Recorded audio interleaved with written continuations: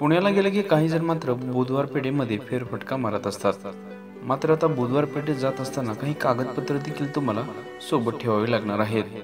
कारण की बुधवार पेठेमध्ये मात्र तुम्ही सेवा घ्या किंवा न घ्या, जर पोलिसांच्या कचाट्यात सापडलात तर तुमच्यासोबत मात्र काही कागदपत्र असणं देखील गरजेचं असतं।